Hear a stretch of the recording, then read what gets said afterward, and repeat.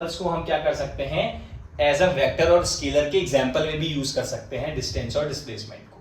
ठीक है, इसमें कोई डाउट तो नहीं है बेटा? यहां तक बताओ एक बार फटाफट।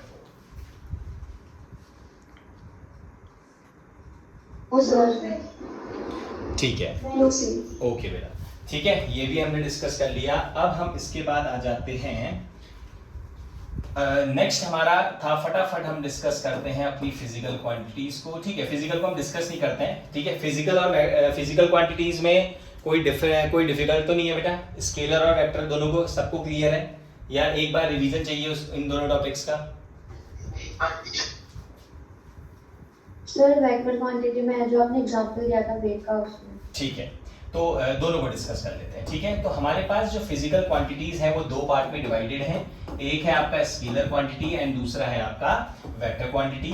जो बेसिक डिफरेंस है, दैट डिफरेंस इज स्केलर में only magnitude is required. And magnitude का मतलब क्या होता है? Magnitude is the number, numerical value, मतलब जो नंबर होगा। ठीक है, numerical value, numerical value means number. ठीक है, तो वी नो कि हर एक क्वांटिटी में, हर एक चीज में हम जिसको भी किसी चीज को मेजर करते हैं तो वो किसी ना किसी वैल्यू के फॉर्म में आती है, नंबर के फॉर्म में आती है।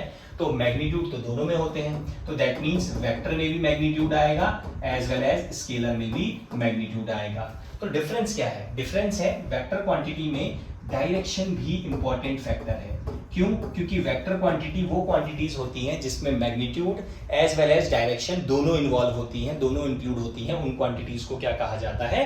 वेक्टर क्वांटिटी कहा जाता है। लेकिन जहां पे हमें सिर्फ मैग्नीट्यूड की जरूरत पड़ेगी, मतलब न्यूमेरिकल वैल्यू सिर्फ नंबर से काम चल जाएगा, वो क्वांटिटीज क्या होंगी? स्केलर क्वांटिटीज होंगी।